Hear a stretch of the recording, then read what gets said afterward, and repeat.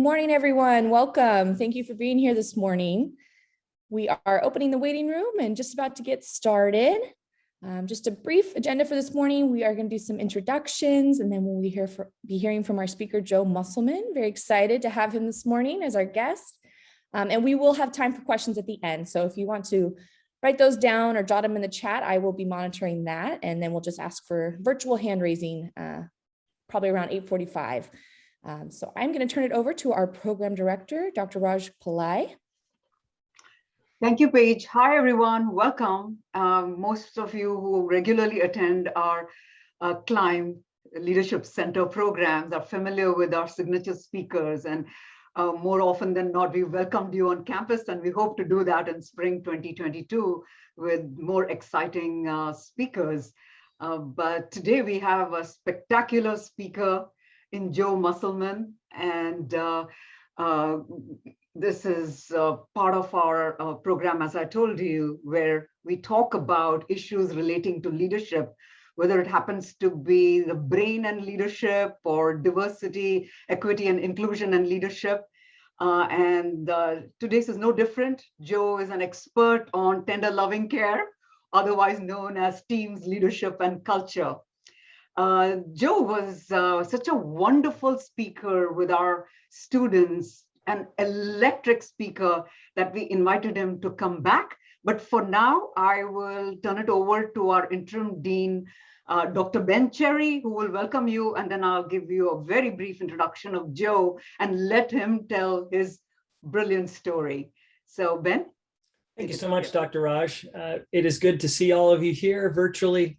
On behalf of the faculty and the more than 3,000 students in the College of Business at Cal State San Marcos, I just wanted to say welcome. And thank you, Joe, for agreeing to speak with us. And it was about 2 decades ago that Raj and I and a few others were talking about a Center for Leadership Innovation and Mentorship building. And it's just awesome to see that it's been continuing for all these years. So thank you, Raj, for your leadership of this and for organizing these events each semester. So anyway, welcome, and I'm sure we're going to learn well from Joe. So thank you. Thanks, Ben. Before I briefly introduce Joe, because he's the best at telling his own story, I just wanted to say thank yous because I know people need to leave early and not everybody gets to hear about the wonderful support we have. I need to thank our business Climb associate, Miguel de Jesus, who's the director of our senior experience program. Miguel is the one who introduced Joe to Cal State San Marcos, and then he invited him to speak in the executives chair class, which is another of our signature programs. And we loved him. That's why we have been pursuing him for about a year. Thank you, Miguel. Paige is our partner. She's about to go on maternity leave, and she put all her resources to organizing this, helping organize this wonderful event and sending you all those messages and designing a great flyer and making sure that this event goes off very successfully. So thank you so much, Paige. I don't know what we'll do without you next semester, but we will look forward to welcoming you back in a new addition to the COBA family. So our wonderful speaker today is just the right person for this time and for this time in the morning on a Friday. So those of you who are on the call are very, very fortunate. So Joe is a husband, father of 2, the 2 under 2 club. We just had a baby daughter. He shared her photograph with her. He's a founder, entrepreneur, and recovering CEO, and now a board member, advisor, and venture capitalist with under around 30 million under management. He's worked with executive teams of companies valued from 10 million to 100 billion. However, what he cares most about are teams, leaders, and the cultures in their charge, or TLC, as we mentioned earlier. I just want to add that Joe has been recognized by the 115th Congress of the United States and the California State Senate, and he's spoken at our leading universities in this country, as well as has been featured in the top business magazines in the country. We are very fortunate that he agreed to speak to all of us today. Let's give him a very warm welcome today.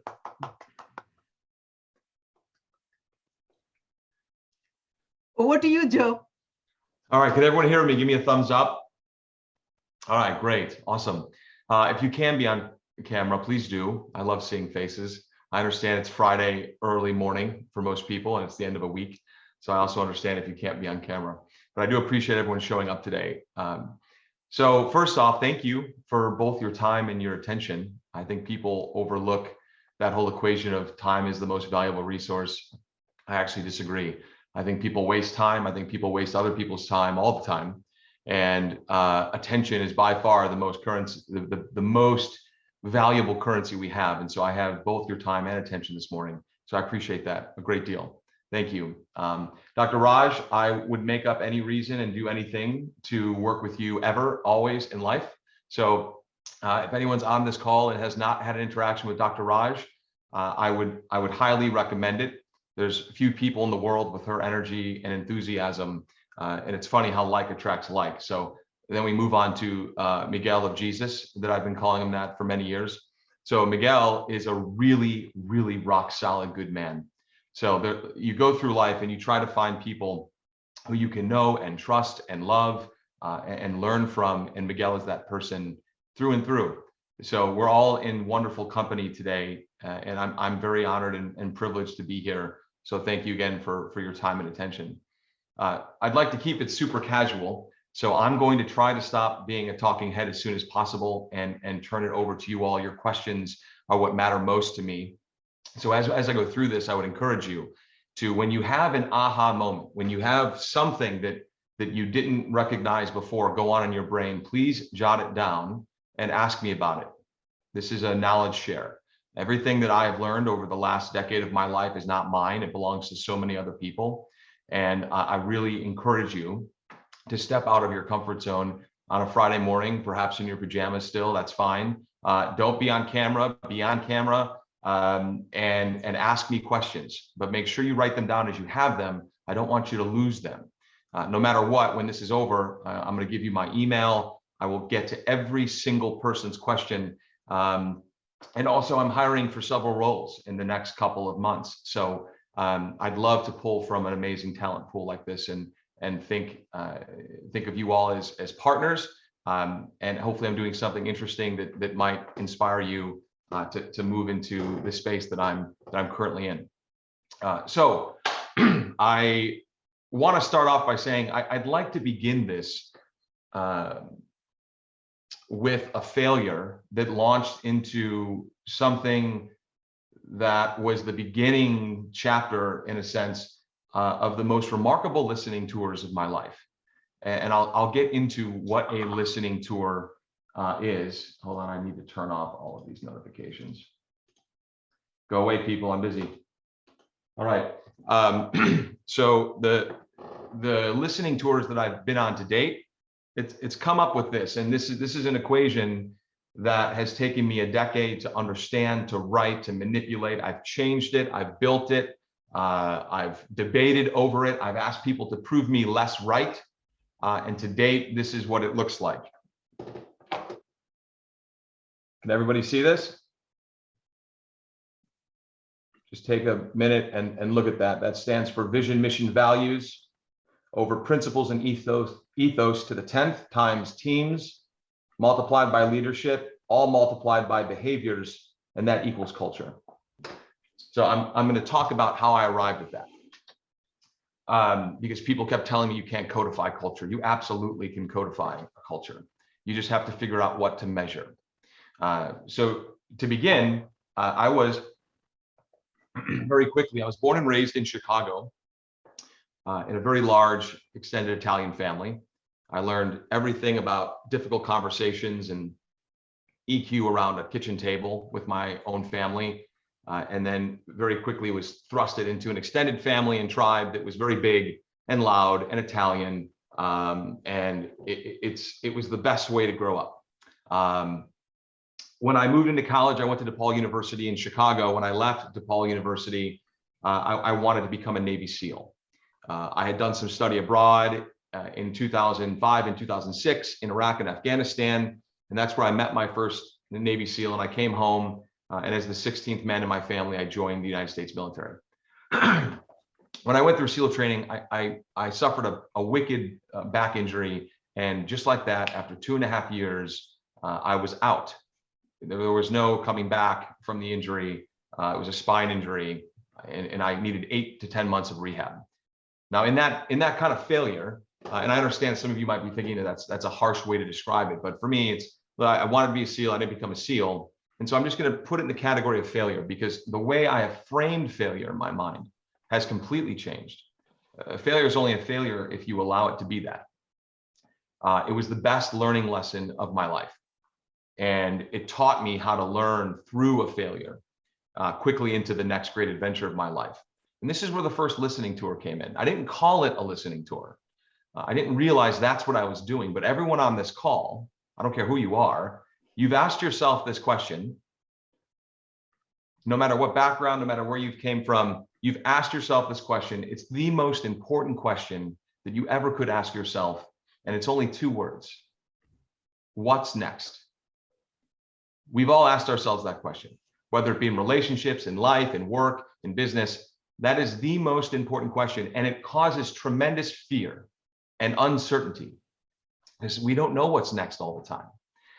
And I learned this pretty quickly by listening to some Navy SEALs. Now, mind you, these are the top 0.01% warfighters on the planet.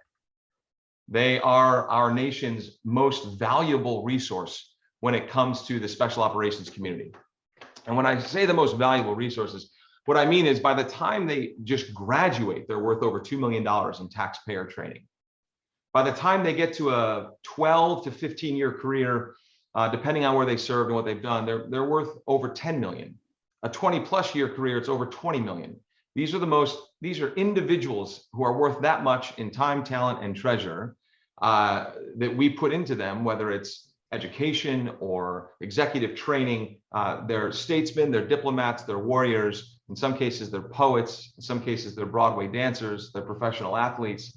It's the most remarkably eclectic, diverse, war fighters on the planet. And I couldn't understand that when I asked them, what are you going to do next? And what exists to help you transition into your next great adventure in life? I got like this shoulder shrug. I don't know. And when I would ask simple questions like, is there an organization that helps you transition into the next great adventure of your life? The answer was, I don't know. And eventually the answer was, no, there's not. So I'm going to yada yada over the best parts, but over the next 6 months in 2012 and in 2013, I conducted my first listening tour. I went to Stanford to get a certificate in design thinking to understand, okay, look, I'm not that smart. I just do things to such a degree with so much intensity and passion. I kind of force a result that I was hoping to do. So I was told that the first rule of design thinking is to empathize with the community you mean to serve. That's the first rule, okay? So if that's the first rule, the community that I hope to serve was the Navy SEAL and Special Operations community. So I just worked the hell out of that rule. And I interviewed 215 Navy SEALs and special operators across 7 states in 6 months. And I asked them all the same questions. I needed to form this mosaic of a picture that seemed to be very foggy. And after that 6-month period, it was remarkable how quickly the mosaic started to come into picture for me. What I heard was the same thing over and over again. And here's where you'll begin to hear this kind of golden thread of a theme. When you sit down with a Navy SEAL who has recently transitioned, no one in this country ever asks questions like, what happens to the professional athlete after they were a professional athlete where their careers on average are 3 to 5 years? No one ever asks what happens to Olympians when they've been Olympians and won multiple gold medals, silver medals, bronze medals. No one ever asks what happens to a Navy SEAL after they've been a Navy SEAL. This is not a sunset story here. When you retire from being a professional anything or a high performer or elite performer in anything, you're 35 to 42 years old. So if you're 35 years old and you've been the best of the best And Olympians, it's really tough. They've been doing this sport since they could walk. It's all they've known. And yet these are our nation's prized possessions. They stand on stages, whether it's on an Olympic stage or they stand on the stage of the world as a Navy SEAL. They are the best of us. And they are the best of themselves when they are achieving. And yet only 13% of Navy SEALs had jobs when they were leaving their service. 13%. Now that's an important statistic, because I'll tell you how what we have created to date and the team that continues to carry on the vision and mission of the foundation, we've completely reversed that statistic. It's like finding a cure to cancer. When I sat down at bars and living rooms and dining room tables with Navy SEALs across the country, they all told me a version of the same thing. And if you came into this without thinking you had anything in common with a Navy SEAL, I'm about to tell you that you have a lot in common with a Navy SEAL. What I learned and heard for the very first time over and over again was, Joe, I just want to be part of a great team. I want to follow a great leader. And I want to be part of a culture that's much bigger than myself. That's what I heard over 200 interviews. And I thought that was fascinating because it, like most things in life, it sounds easy to do. It's the hardest thing to do in the world. Finding fulfillment in what we do in both work and life is the biggest challenge we ever could have. Which is why I think talking to young people is the most important thing. And I gave my high school commencement speech this year, which was really ironic because everyone who gave me detention back in the day was like still there. And so the irony of that to me was just beautiful. And I, of course, took the high road and thanked everyone for, molding me and shaping me along the way. But regardless, I asked that auditorium of, 2,000 people, the toughest question to answer when someone were to ask you, and it's what I asked them on that listening tour was, if I were to ask you, Jose or Rachel or Mala or Serhan or Paige, if I were to ask you, what do you believe? You might kind of buffer signal and tilt your head and be like, well, what do I believe about what? That's not for me to answer. It's wherever you go with that question in itself is determining. It tells me something about you where you decide to take that. And so we'll put that over here for a moment. But as I was finishing up the interviews with all of those, there was a very clear population of people that I had to go interview next. And that was the private sector of business. Okay. And what I mean by that is I then developed a very rare and unusual set of skills, which is how to stalk Fortune 500 CEOs until they answer me. No one should ever have to learn this skill. It was embarrassing at times, shameless in other times.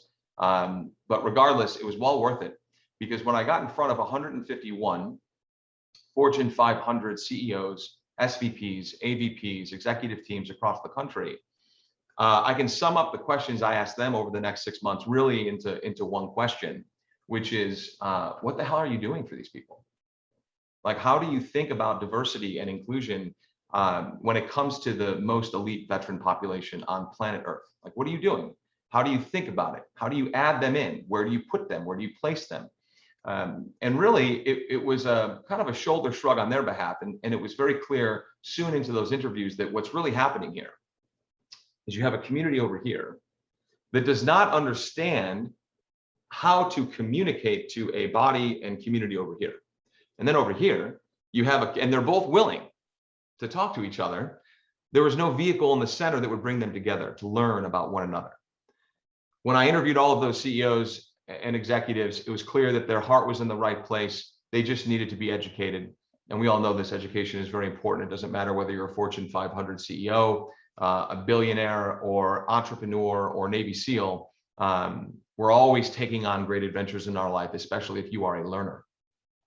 When I interviewed those folks, it was very clear to me.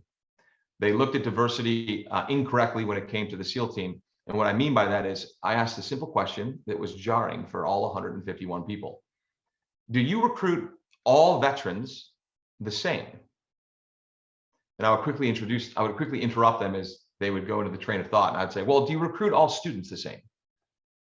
And they said, no, of course. We have MBA recruiters over here and we recruit from the Ivies in this way, we recruit from colleges this way, we recruit undergrads over here. I'm like, well, that's interesting. So the term special is in their title of special operations, but you recruit them the same way as you recruit a chef or admin or ops. Do you think that they have a unique set of skills that might put them in a different place? Maybe, just wondering, if you speak 4 languages, you went to Harvard for undergrad, you have 2 degrees in X, Y, and Z, you've been to 70 plus different countries and, been deployed around the world, acted as a State Department official and so on and so forth.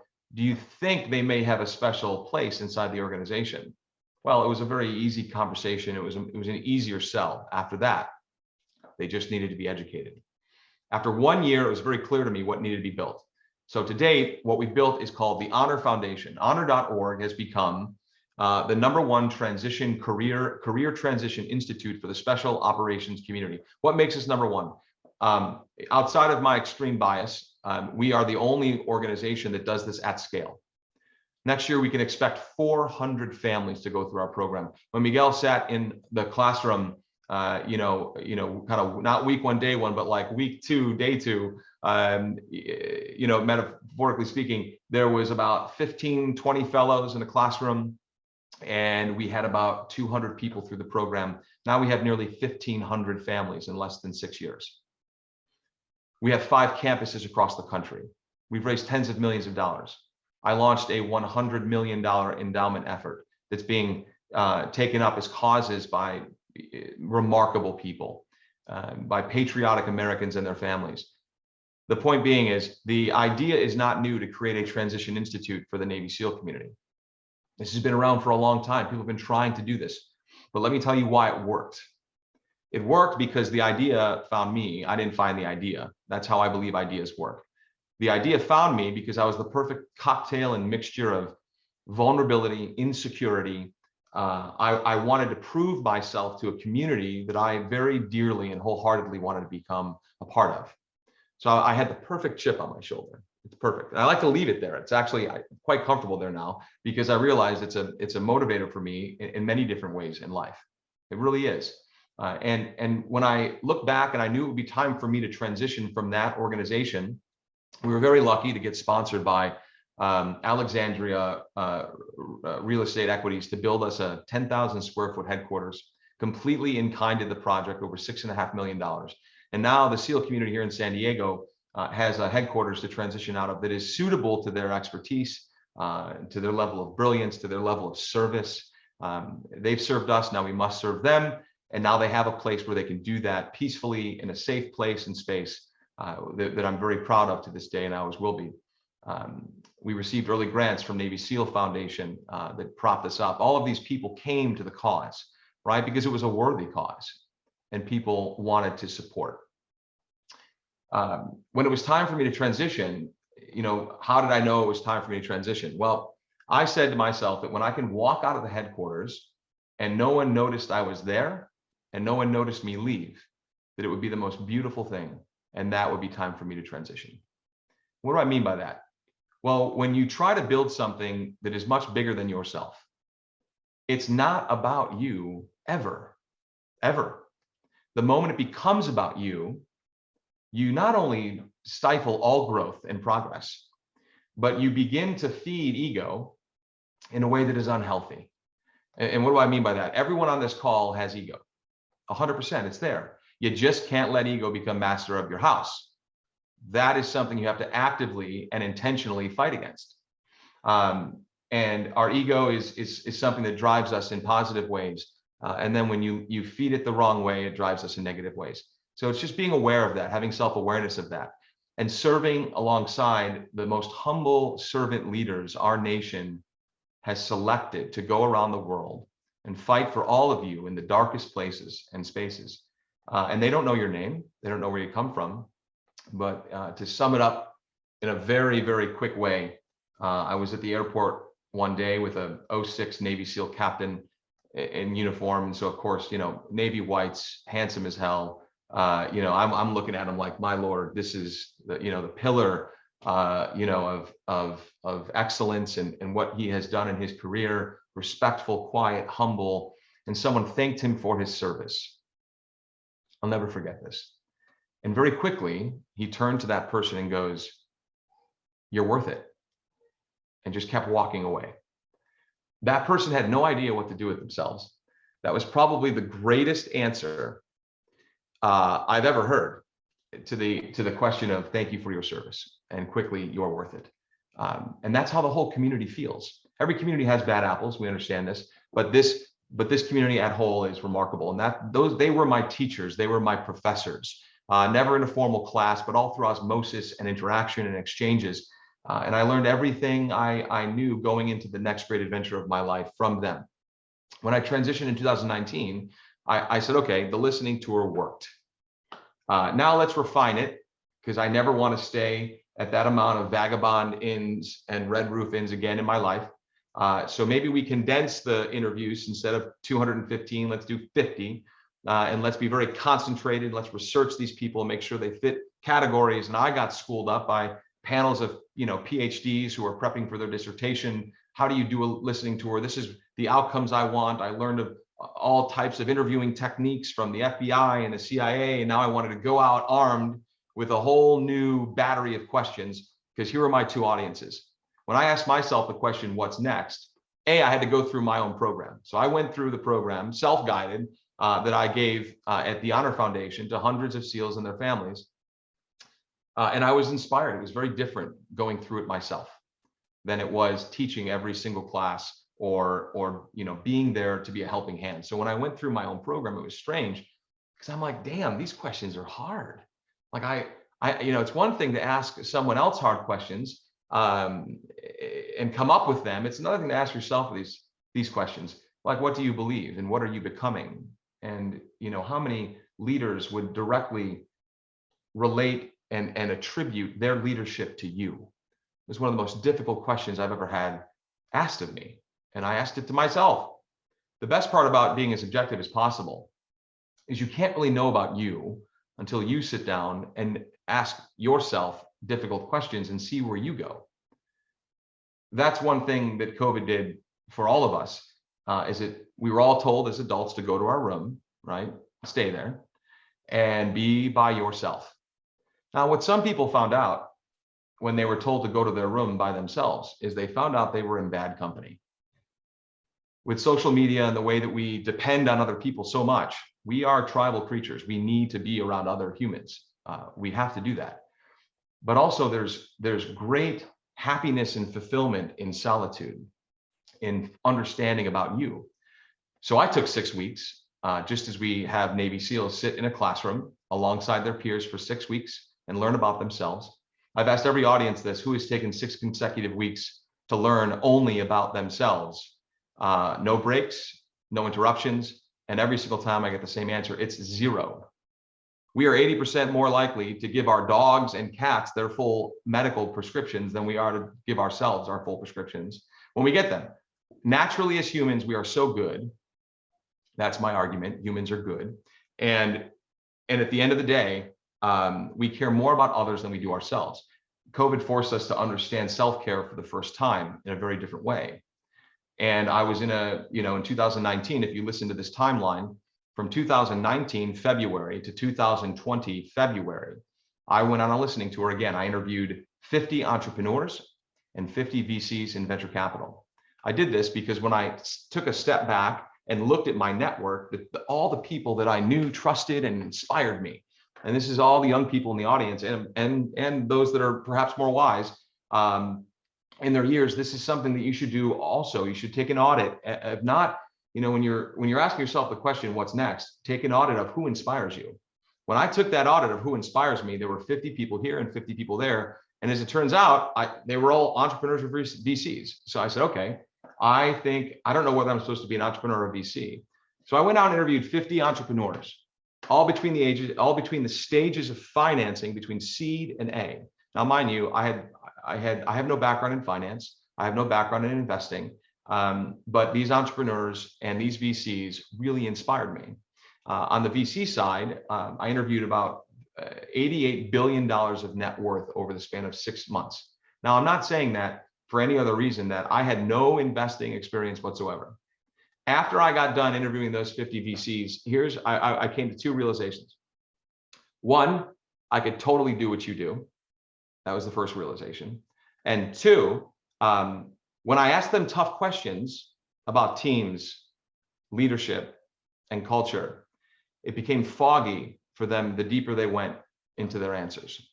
And so there's a place, there's the spot that I could create some clarity for all of Silicon Valley, as crazy as that sounds, but for all of Silicon Valley, I can create clarity around TLC. And why is TLC important? Well, the first 6 months of me running around Silicon Valley and bothering entrepreneurs that started off as lunches, that turned into lunches, then tours. Some turned into lunches, tours, then a dinner. Some turned into dinner to drinks till 2 a.m.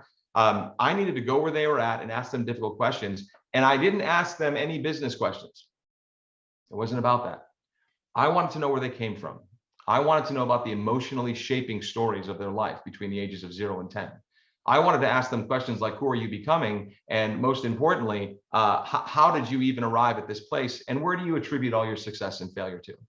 Well, I kept getting the exact same answer. From all the entrepreneurs, I kept hearing the exact same thing, meaning, where do you attribute all your success to? And they would say, oh man, we have great teams. And the leadership here is sharp. Our culture is trending up and to the right. Okay, remarkable. Now, what about your failures? Tell me all about your failures. I want to know about those. Well, there was a time where we hired bad teams. At one point in time, the leadership was horrible. And our culture was turning toxic and trending down to the right. It's like, okay. Now, when I would interview the VCs, now mind you, these are Forbes, Midas Touch, greatest investors in the world. Some of them are very technical people, some of them are not. Some of them are more qualitative kind of founders, and some are quantitative type founders. And I said, what do you invest in, Mr. and Mrs. VC? And they would say, well, we invest in great teams. We seek them out at all costs. Because in the early stages of any business, the only thing we can measure are the teams. It just started. There's no track record. It's a year old. It was on a whiteboard 6 months ago. So when you really look at early stage investment, you're looking at teams. And then what else do you invest in, Mr. and Mrs. VC? Well, we look for great leaders, people that give attributes of humility and self-sacrifice and a certain level of obsession about what they're doing. That's what we look for. We look for great leadership, people that are not just going to look at people as if they are themselves in charge, but they want to serve those that are in their charge. Those are two very different philosophies on how to lead. My first Google search to start honor.org was, how do you be a CEO? I had no idea. No one knows how to do this stuff. Like, you don't. And then once I heard that from them, and then asked them the follow-on question, well, what made horrible investments? Oh man, when the teams turn sour, when leadership exhibits these types of traits, when the culture starts to become toxic and trends down into the right, it destroys the whole company. My last question to both sets of those audiences was very direct. Is there a single firm in Silicon Valley that focuses only on teams, leadership, and culture as their thesis, their investment thesis, meaning we filter our investments through a team's leadership and culture filter, and the rubric that we've created is very much based on human psychology and biology and the history of things that are universal. And I ask really tough questions. Like, these are very difficult questions. Like, what type of man are you? What type of woman are you? Do you consider yourself to be a leader? And if you do, define it for me. Most people don't know their own definition of teams, what it means to them. Leadership, what it means to them. Culture, how is that defined by you? I define culture super simply, which is the way things are done around here. That's culture. You can dice it up in many ways, but I like to keep things simple. After that listening tour, I ended February of 2020. I moved into a home March of 2020, and then I was told to go to my room and stay there. Okay, that's fine. I'm going to make the most of this. And I decided to launch a venture fund in the midst of a global pandemic. All right, everyone told me don't do it. My two teammates that came together underneath this banner of TLC, I was persuasive and saying, look, if we don't do it now, we'll finish the pandemic and then we'll start not having raised a dollar. Or we can, what I did was have 1,137 calls to recruit 80 people to become LPs in this fund. And we raised just over $25 million in about 6.5 months. That to me right now is what this idea is worth on paper, meaning the world doesn't know it yet, but TLC is worth much more than that. And it's proving in our returns. I am a hopeless optimist, altruist, and I'm tired of people telling me that soft skills, cannot be quantified. It's the soft skills that are the hard skills. And when I think about the equation that I showed all of you, vision, mission, values to the 10th, there's a reason for that. Because listen to what I happened to stumble across. Just as I found out that 13% of Navy SEALs do not have jobs, now 97% of Navy SEALs have jobs within 30 days of leaving their program. Our program, thanks to people like Miguel and the thousands of mentors, coaches, faculty we have around the country, we have to surround a problem with a community in order for it to be solved. We have to surround it with people who believe what we believe, that these men and women coming from this community deserve a clear path. Our vision at the foundation was crystal clear. We imagined a world where 70,000 special operators experienced a seamless transition. That's a world that we'll never achieve. It's unachievable. It's unrealistic. It's idealistic. Doesn't matter. That's the point of a vision. It's supposed to be that way. Our mission, so remember the equation, VMV, our vision was crystal clear. Our mission was crystal clear: to serve others with honor for life so their next mission is clear and continues to impact the world. Our mission hasn't changed from day one. Our vision hasn't changed from day one. Our values were my initial values. Alongside our teams, we create experiences. We are laser focused. We need you to be you. All of these things and so on and so forth. Our values were crystal clear. VMV to the 10th. Until I said that to the 10x power, did I begin to recruit the right teammates, the right leadership, and then begin to build the right culture at that foundation that attracted the fellows. Now, mind you, this is the most trained, skeptical community on the planet, I would argue. Maybe next to the agency, meaning the CIA. Maybe. They're a close second. These aren't people that respond well to commercials or marketing, all right? They're not going to show up at your doorstep just because you say you have something. This is not an if you build it, they will come community. What needed to be clear was our vision, mission, and value set. When that was clear, they started to show up. The money started to show up. It was remarkable. I didn't notice it then as it was happening. I was just doing it. And I was following very simple directions. Remember, I'm not that smart. I was following very simple directions. I empathized with the community I meant to serve. They told me what our vision, mission, value set should be. And it just so happened to align with mine. The idea found me, then the idea came into the world. Now, when I went and interviewed all of those founders, I had this lens in my brain. All right, so for those that are entrepreneurs, intrapreneurs, job hunters, job seekers, it doesn't matter. These are the only three questions that when those interviewers ask you, well, do you have any questions for me? Now I need you to say, hell yes, I do. Tell me about the vision of this organization. Watch if they squirm or if they aren't, or if they're unclear on the answer that they give you. If they are, run for the hills.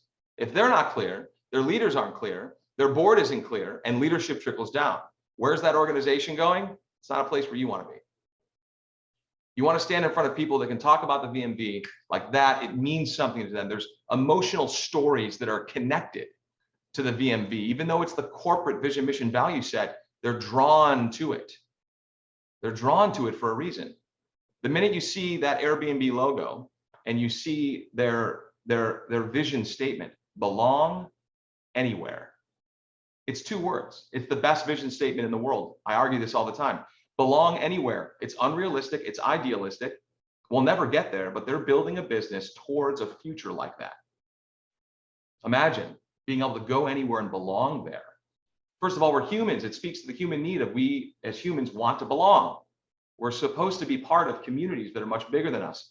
Belong anywhere. That speaks to every core value that we have as humans. So when I interviewed all of those entrepreneurs, I just want to say this. Here's what I came up with. Now, nearly 18 months later, I asked a very specific rubric to all of the entrepreneurs. And I learned how to do this by, I did tap some IOUs into the SEAL community who were interrogators and, conversationalists. And I wanted to know how to have a very effective conversation to get the information that I needed to help and support a community that I meant to serve.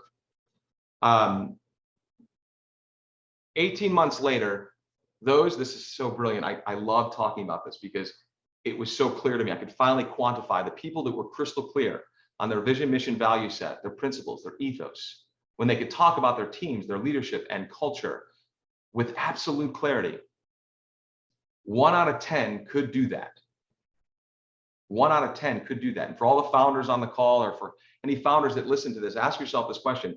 If I were to silo your executive team in 6 or 5 different offices, and I come in and I sit down with the founder and I say, tell me the vision of this company.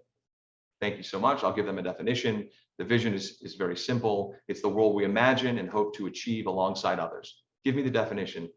Give me your response to vision. Mission. Tell me why you and your people get up every day to put their feet on the ground. Simple. Mission. Tell me what that is. Values, your internal moral compass here at the organization. Tell me what you think the values are of this organization. And founders are great. They're going to go off into these stories. They're going to tell me where it came from, and it's remarkable. And I say, thank you very much. I'm going to go ask your co-founder the same questions, and I want to see if he or she tells me the same thing. And I would see the blood rush from their face every time, every single time. And then when I left the co-founder, I would say, okay, I'm going to go ask your chief of product the same questions. I want to see if they tell me the same thing. Blood rush from their face. And by the time I got across the executive team, 1 out of 10 of those organizations could effectively tell me the same story, not groupthink. This is different than that. They told me similar stories around the vision, mission, value set, and then they connected it to something very personal to them. So at the end of the day, 1 out of 10, that 1 out of 10, 18 months later, is responsible for 95% of the revenue earned over 18 months. Think about that. So as an investor, again, I never invested in anything before in my life. I recruited and talked to and built a team at Broom that believes what I believe. They've been living their whole life this way. The team's leadership and culture matter as a lens. It matters as a lens for our life. If y'all haven't done a friend audit in a while, guess what? Sometimes friends need to be fired. You're going places that they're not. It sucks. It's hard. I've had to have many difficult conversations with many people. I care about my family in there that you may hear. And if you're not on a similar trajectory, or even worse, causing damage, we can't be a part of that. Founders who believe what they believe begin to attract people who believe what they believe. Again, I'm not talking about groupthink. I'm talking about people from all walks of life who all have different skills, but they, at their core, are willing to follow a moral compass of an organization because they believe the same thing. And until this happens, an organization will not begin to recruit, retain, form, and forge top-tier teams, leadership, and culture. Flat out. So now I'm starting to quantify what TLC can do for an organization. And when I go out to raise fund 2 next year and show that, oh my gosh, we're on a trajectory for a 3 to 5x fund. And wait a minute, you guys focus on all the soft stuff, the touchy-feely stuff? Yes. I want to be the person the founder calls before and after the board call. I don't need to be on the board. Because here's what I heard from all the founders. They don't feel psychologically safe with all their key stakeholders. All right, that's what I heard. All of them. All of them. The 1 out of 10 that were aligned fought hard even to take investment from people who were aligned with what they believe. But the way the game works, the bigger the company grows, the more funding they have to take on. They have to start going to stranger networks that they're less familiar with. And therefore, they become less psychologically safe. And I realized after that, listening to her, 2 things. My vision for the world is very simple. I imagine a world where people feel psychologically safe doing work they know and love. I'll never be able to get there. That is an impossible dream. But like Martin Luther King, to steal a story, he didn't stand on the mall in the 1960s and say, I have a 99-point plan for you all, and I'm going to share it with you today.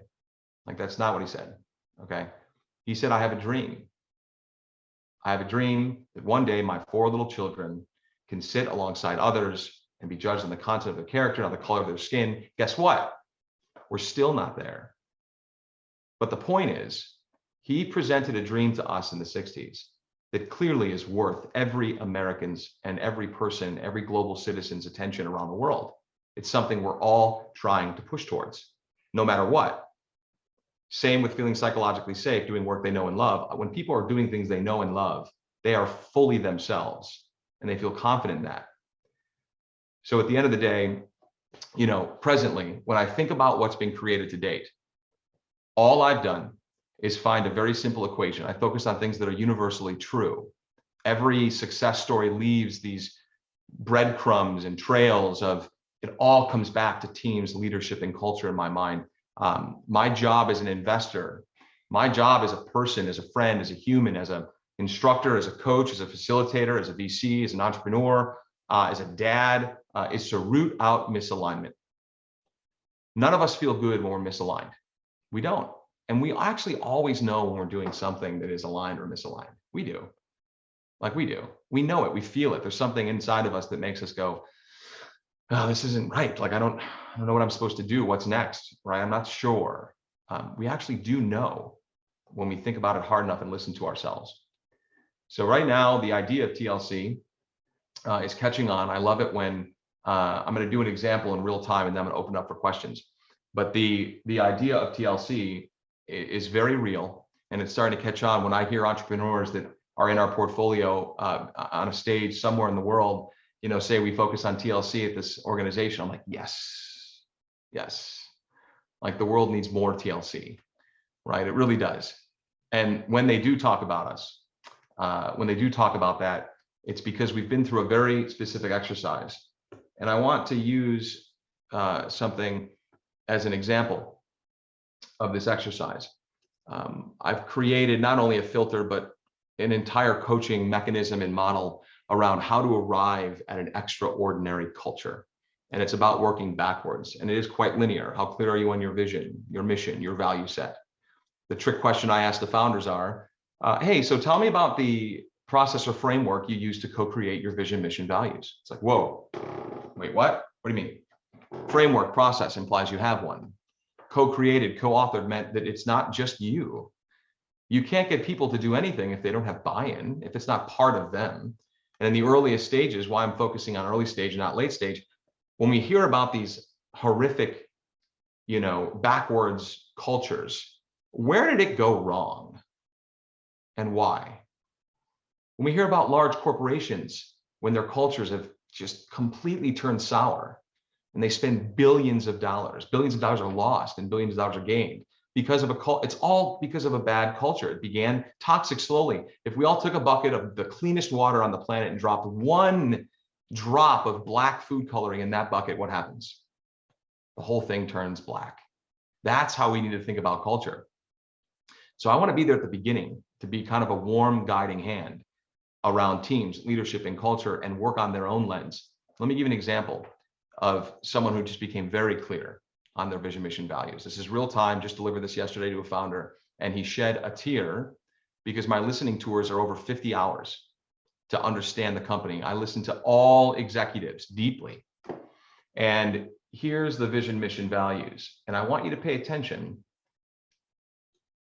to what I'm talking about. The vision, the world they imagine at this organization is we imagine a world fully transparent, a world where everyone and everything feels connected.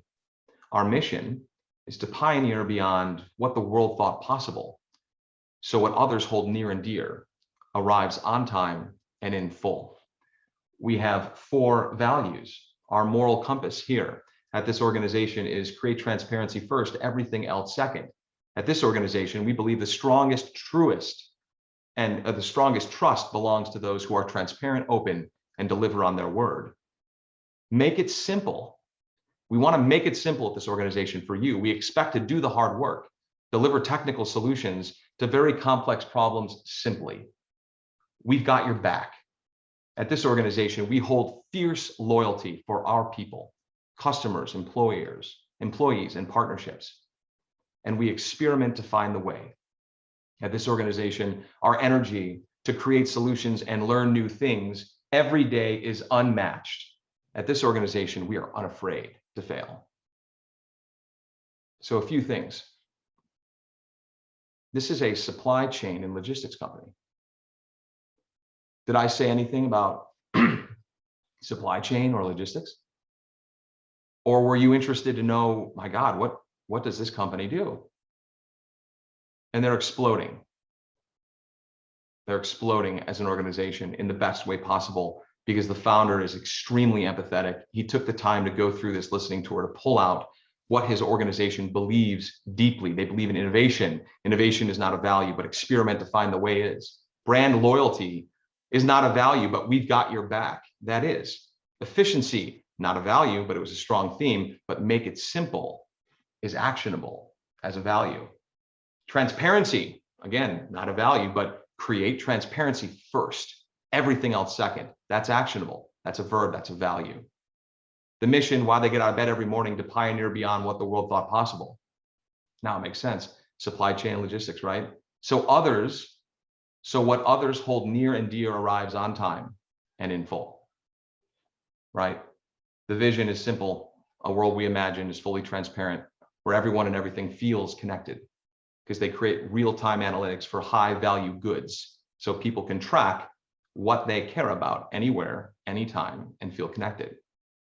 There's a process to this, and all of it equals to great culture. But that's the equation. From honor.org to Broom Ventures, it all begins with TLC. So with that, I'd love to take questions.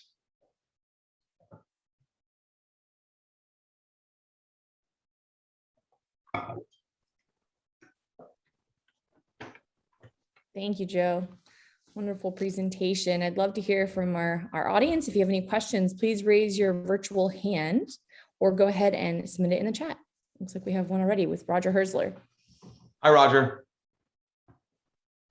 Hi, Joe. Thank you for your presentation this morning. It's great. So over my time in education and whatnot, I've argued many times with luminaries about the importance of culture versus other measures like financials. Those are very often the measures by which people really focus on. I know there's 51 other people in the conversation this morning. You're speaking my language right now. I'm a huge believer in culture. I don't think that you have a company that succeeds in the long term without it. So are you aware of any companies that you would say are successfully doing what you're pioneering in your particular company in your space right now? Well, of course, every company in my portfolio, like, let's start there. Like, of course, those are the ones that are doing it right. So I want to give a very specific case study to your question. And I'll try to do it quickly because I really want to get to more questions. There's two companies. One is 150 years old. One is 15 years old. This is the case study I'm going to use in my book. The 150-year-old company has believed the exact same thing from day one. I walked into that organization, spoke with the executive team. I was greeted at the door. Everybody's jumping out of their skin to welcome me, to talk about their values, their principles. We had a round table about values and principles. The CEO believes exactly what has been passed down from generations to generations to generations. They started off making little glass jars that have the word ball on the side. And now they're taking aluminum and putting on the International Space Station. The founding brothers and family that founded this company many years ago never thought they would do that. They have 3,000, I believe, around 3,000 employees. They have about 750 million in revenue and a 40 to 50 billion dollar market cap. When you look at another company that's 15 plus years old or so, they too have about 3,000 employees.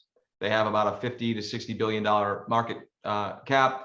They have about 750 million in revenue, but yet they've been around for 15 years. How's that possible?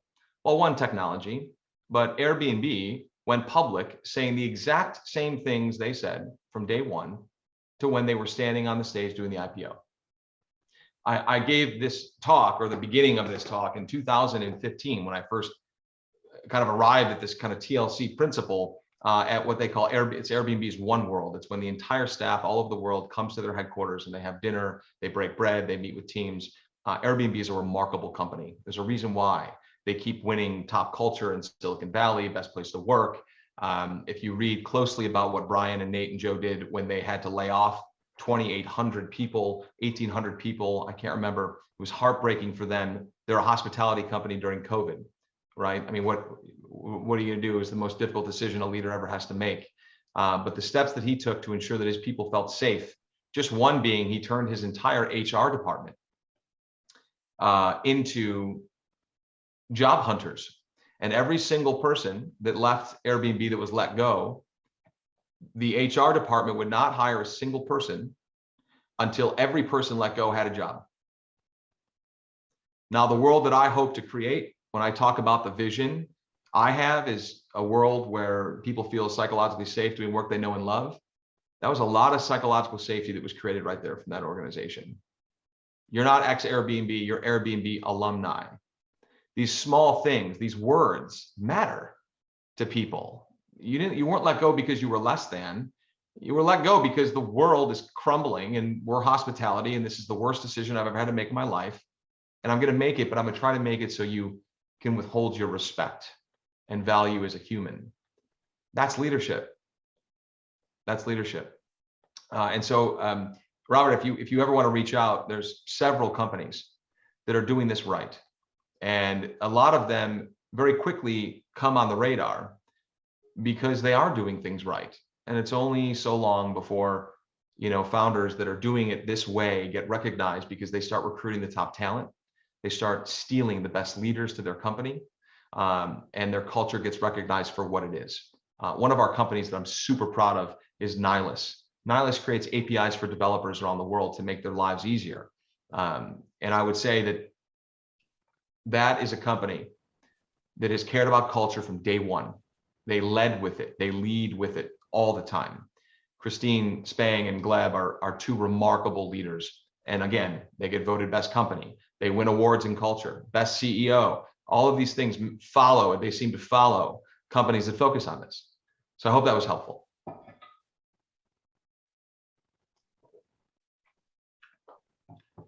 Thank you, Joe. So I don't see another hand, but I did see a question in the chat from Megan. What can a person not in C-suite do to foster VMV when leadership has not or is not?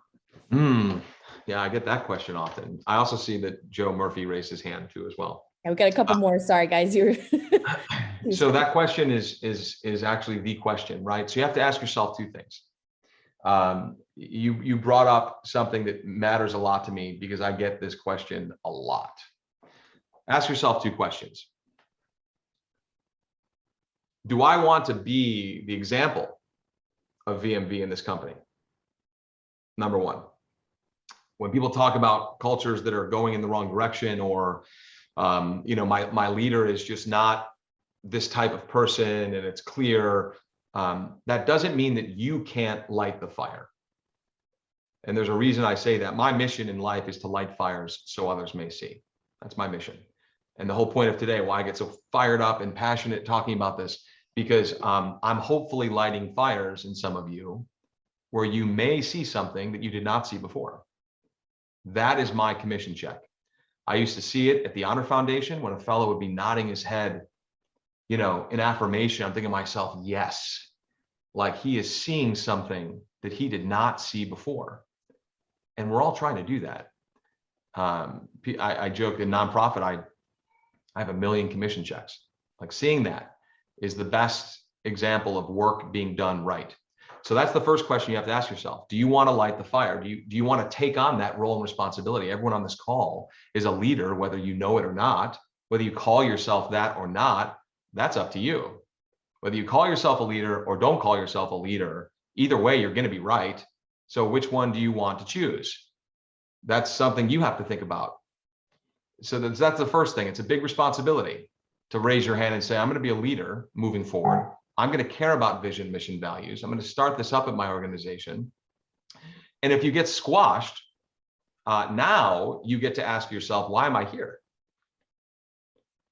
So that's up to you. We've never had more flexibility in life around work and working from anywhere, anytime than right now.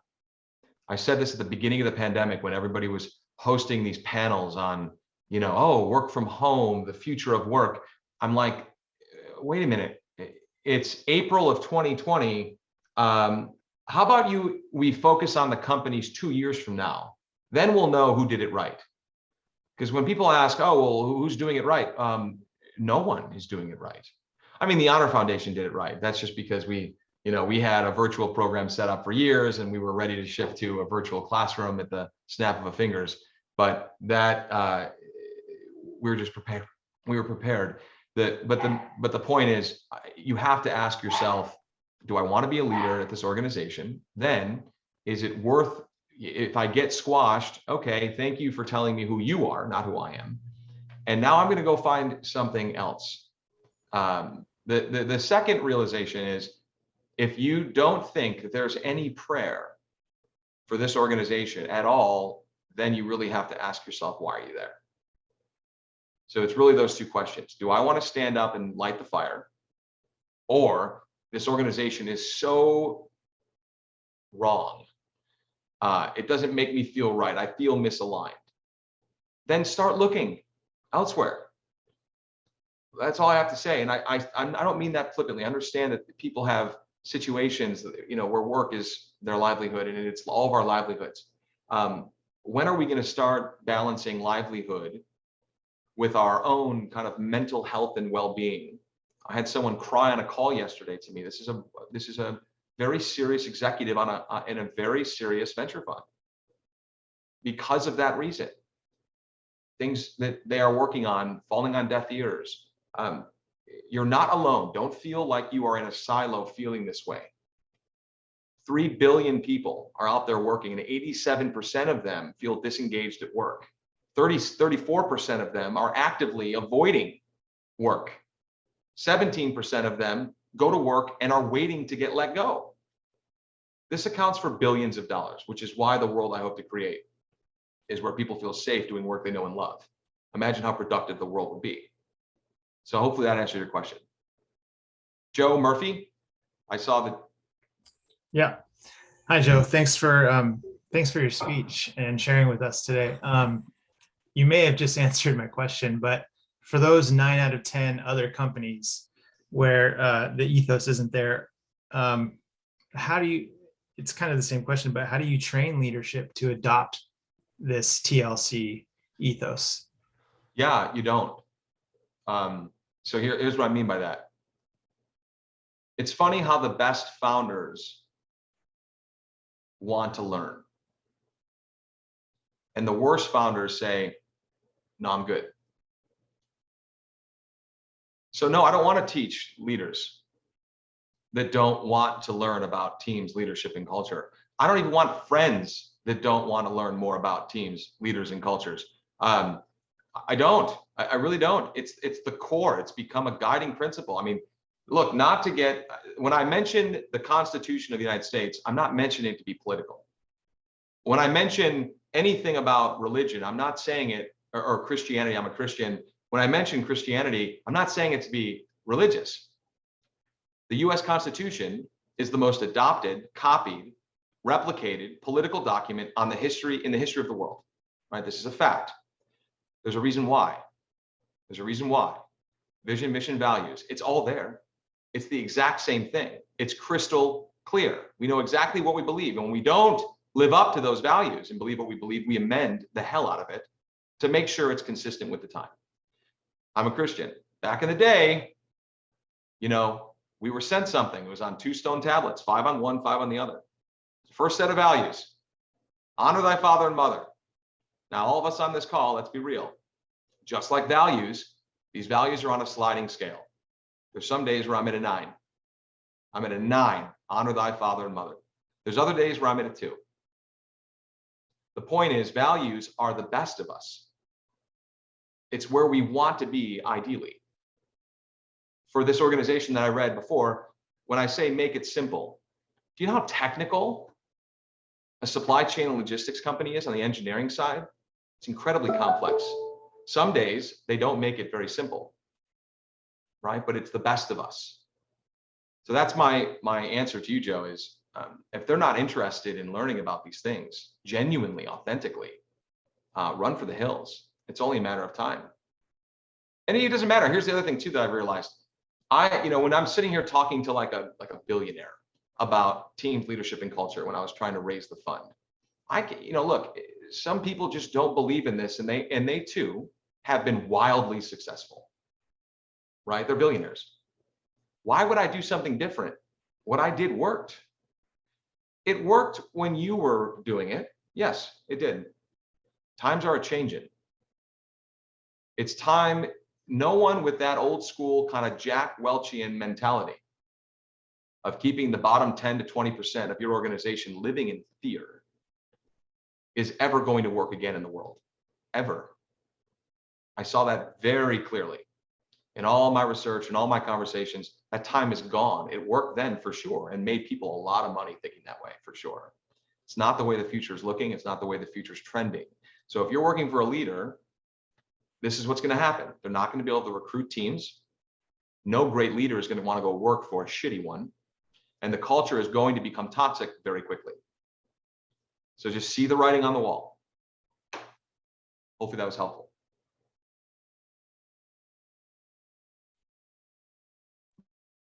Thank you, Joe. So we're going to go next to Rachel Mann. Hi, Rachel. You're on mute. I can't hear you. Hi, I'm here. I'm Hi, a Rachel. pajama person, team. Good, I love it. Thanks so much for thanks for speaking today. I so much really enjoyed the codification of culture and the formula that you presented.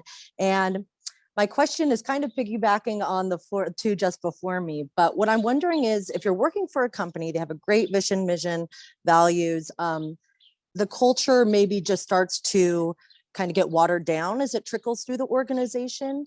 And I'm wondering if you have any suggestions or strategy on how to best present this information, which really seems to be qualitative and not quantitative, to higher ups, to really show them that, hey, maybe here are some areas we need to work on, or ways that we really need to make sure that we're all living this vision, mission, and value, or any strategies on how to regularly kind of assess where we're at and present a case, to executive level.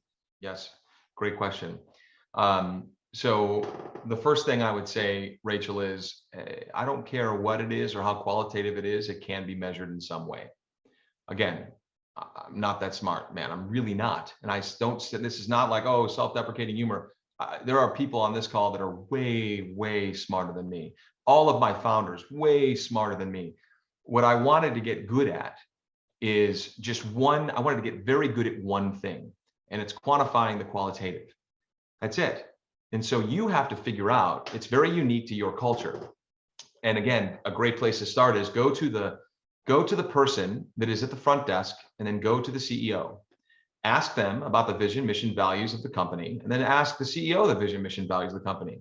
If they don't line up, those two interviews, if they don't line up, it tells you everything about what's in between. It's really that simple. It's the same way with hiring practices of bringing people on and letting people go. How an organization brings people on and how an organization lets people go tells me everything about what's in between. That's what matters. And as a startup, it's a conversation that I drop, in early, because wait a minute, onboarding practices, holy hell, man. I don't know what's going on today, let alone build a hiring practice. We've got product, we're trying to get some sales. I don't care that they're not focusing on it right now. I'll beat that drum for them. I'll be that person that beats the drum for them. But it cannot go unnoticed, because the sneaky thing about culture is, whether you are creating it intentionally or not paying any attention to it at all, it's being created. And it's very sneaky. You have to pay attention to this. And please reach out. I'd love to answer that question in more detail. But I do want to get to other questions. Thank you, Rachel. Awesome. Thank you so much. Your pajamas rock, by the way. Thank you.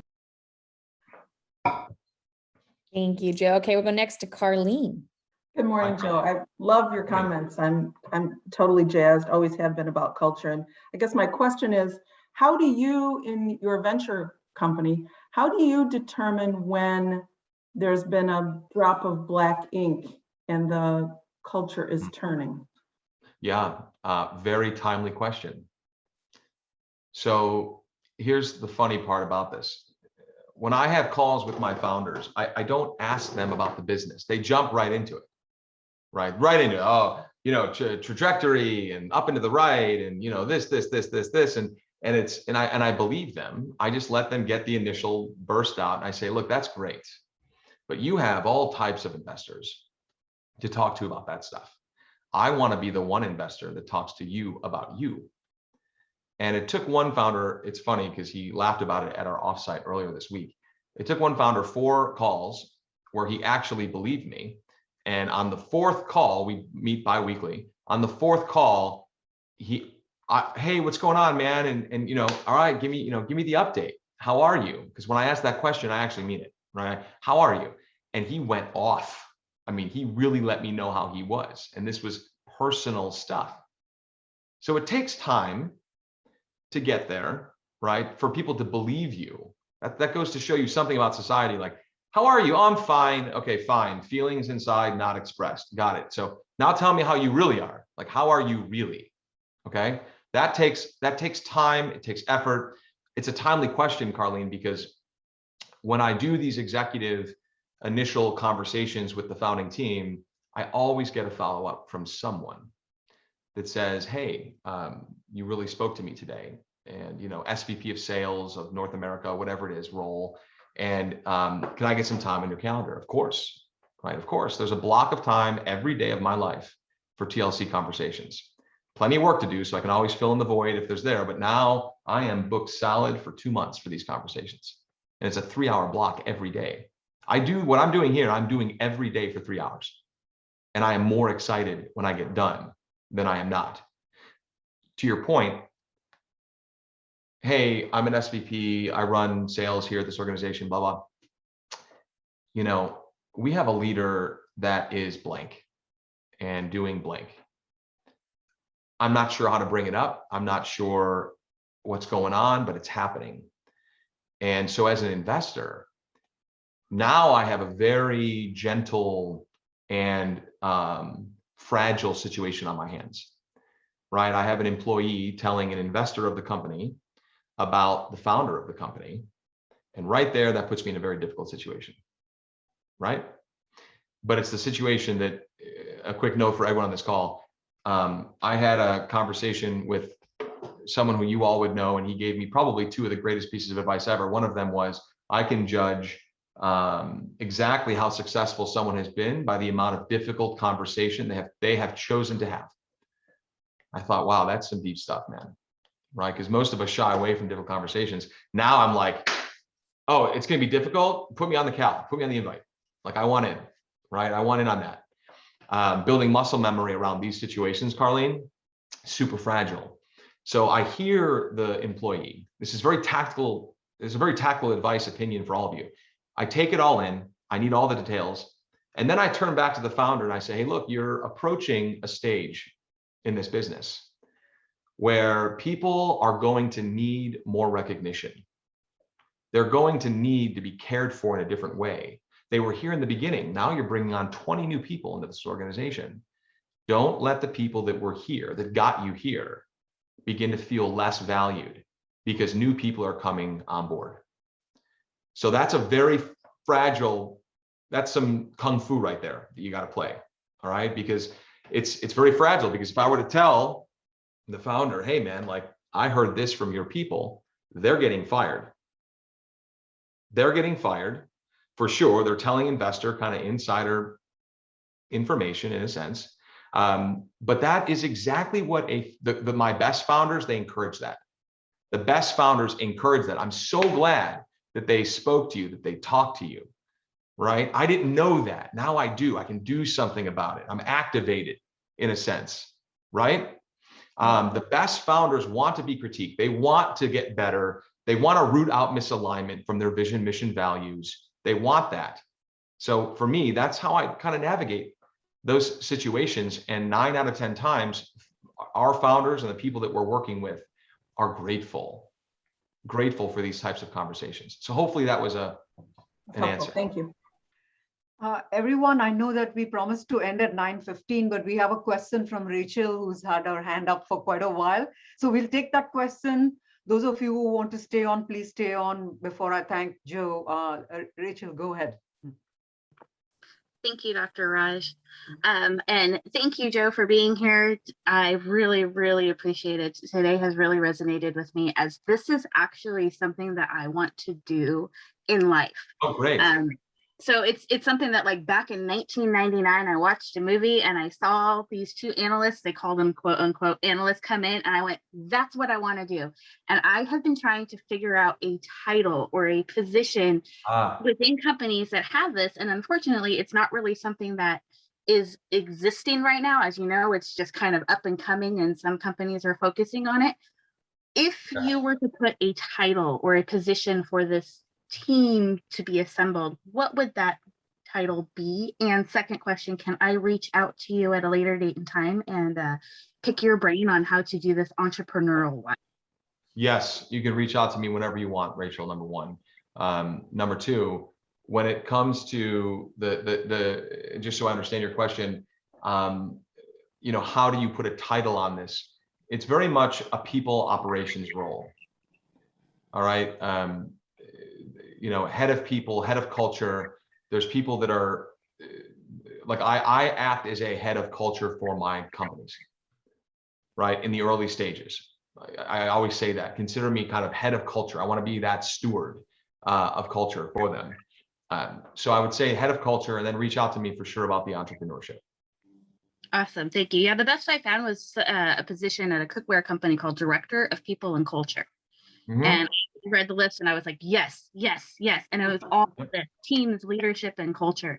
So thank you for bringing this to the forefront and giving me a boost of motivation that what I'm looking for does exist out there. So remember, here's something I learned from the SEAL community. Motivation gets you going, but habit gets you there. Okay. Yeah. So what you took today, really drive with it. We need more people in the people and culture roles. And it's really important to me that people like you get out there and do this. Yes, thank you. I will definitely be following up with you too. Great.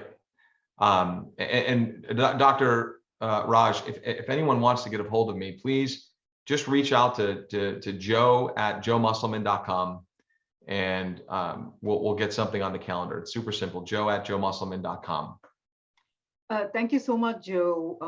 I had several personal questions in chat asking if they could connect with you, because everyone found you to be so inspiring. It was just compelling from the beginning, and we just wish that we could hear you for another 45 minutes and longer. But I know that you're very much in demand, and it's so wonderful of you to give us this time. I just needed to mention that at Climb, we see ourselves as a catalyst for these kind of conversations. And I see a broad representation of my colleagues in the university, of our business community supporters, of our wonderful alumni and current students. So you have touched many, many hearts today and got them thinking.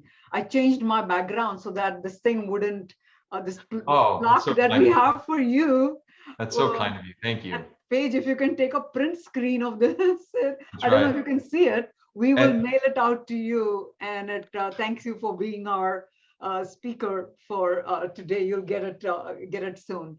Can't thank you enough for spending this time with us. On behalf of everyone, let's give Joe a very big hand. Thank you so much. It's very kind of you. Thank you. Thank you, everyone. Have a one last point before we go. One last point, Dr. Raj. I just want to say this. I'm not surprised that the majority of people on this call are women. I'm not, because when we talk about leadership and when we talk about learning, leadership and learning are two things that I have seen in women unbelievably over the last 2.5 years of getting into this space. So I applaud all of you for showing up. Obviously men and women both, but it's great to see women showing up to conversations about leadership. We need more women leaders. So this meant a lot to me to see this. Thank you again, Joe. Thank you. And thank you everyone for coming to this talk. And we look forward to seeing you again in spring 2022. Bye-bye, Absolutely. everyone. Thank you all. Bye-bye. Thank you, everyone. We'll be recording or sharing the recording soon. So if that was one of your questions, we will be sharing it out with you all.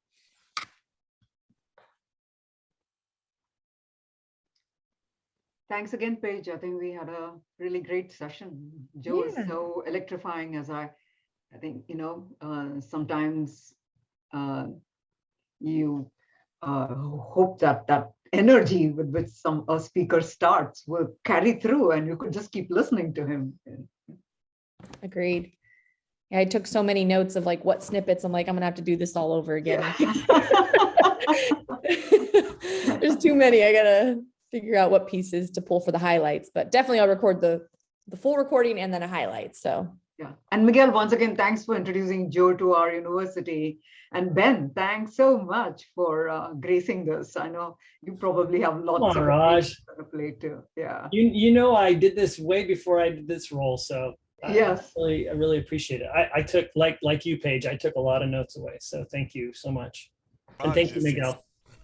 My pleasure. Raj, if I may be seeing Joe on Tuesday night at THF headquarters, so if you want. Miguel, can you please deliver it to him in person? I can come and give it to you on campus or something. Yeah. When are you on campus? Monday. What time? I don't have any offsite appointments. I'll probably. Well, will you just send me a text message, because I have meetings on Monday with various committees. On campus? No, on Zoom. The Dean Search Committee and the Faculty Innovation Committee and all of that. So if I know when you are on campus, I can dash over to campus on one of those. Yeah, I'll be there at. Find a time that's convenient for you. I'm planning on being there most of the day. Oh, but that would be great if you can give it to him in person. It's a beautiful plaque, which I picked up yesterday, and I think it'll be nice for him to reserve it. One of the things, Raj and Ben and Paige, that he was able to scale his organization. He didn't talk about the 180, 200 volunteers that he's got throughout the nation that do executive coaching, 3 of which are associated with Cal State San Marcos. One is Pam Reyes, the other one is Susan DeMello, who is on the call. And that's how he's been able to scale. When he said he was ready for COVID, he was, because he piloted Verbella, which is a cloud-based training platform, in 2017. So he just needed to turn the switch on and be able to service military throughout the world. He's really quite, I don't know. Those of you that heard him for the first time today, for me, he had me at hello in 2015 at Rady when I first saw him, much smaller, and I said, okay, he's the right leader for the right time for what he's doing. And Ben and Paige, he never got a chance to talk about it, and I thought if either Miguel or I had a chance to ask him a question, there weren't enough from the audience we would ask, but he's the 16th person in his family to enter the military, and he dreamt of becoming a Navy SEAL, and he fell on the sand and had such a severe spinal problem, spinal compression, that he knew that his career was over because he couldn't feel anything in his leg, and his instructor just scooped him up. And he went into such depression. He was talking to our students about it, and then went to Coronado at the Naval Special Warfare Unit, sat in the office, talked to people, and I'll just be brief about this, but met someone who was in tears after having been the elite of the elite, and suddenly something clicked. He helped him with his resume, helped him transition, and then the honor of organization, Hand of Fund Foundation, was formed. But he's got such a compelling, persuasive way about him that I'm not surprised that he, followed all those CEOs and dogged them with interviews and trying to figure out how he can help. And Miguel, I think that's probably the secret of his passion and his conviction about what he's doing, and his ability to persuade people to part with their money to either support his current venture or to volunteer for the Honor Foundation. So Exceptional speaker. I liked his story. And then kind Yeah. of he would sprinkle in, wisdom with each Yeah. piece of his story, which was a really interesting way to engage the audience. And then He has been able to engage with people that most of us will never meet in our lifetimes. He had a commencement speaker. The founder of PayPal was a commencement speaker for THF, and he Wow. gave all of the fellows, 40 of them, his personal email. Wow. So Joe has a way of really doing a great job of hooking you. And I was one of his initial calls to be an investor in his fund, and unfortunately I wasn't in a position to do that. So, and he was very gracious about letting me off gently. And so he's a great human being. I love he and his family. So. But Miguel, with all the money that Cal State San Marcos pays you, you might be in a position. That's very good. Just Raj, you kidding. couldn't resist that, could you? All right. He's having a great time with this. Okay, guys. So, All right, guys. see you guys. And Miguel, I'll see you on Monday. Yes, ma'am. I'll send thank you. you for the support, Thank you. everybody. Have a Thank good you. day. Thank you, Well done, Paige. Paige. Bye-bye. Bye. Bye.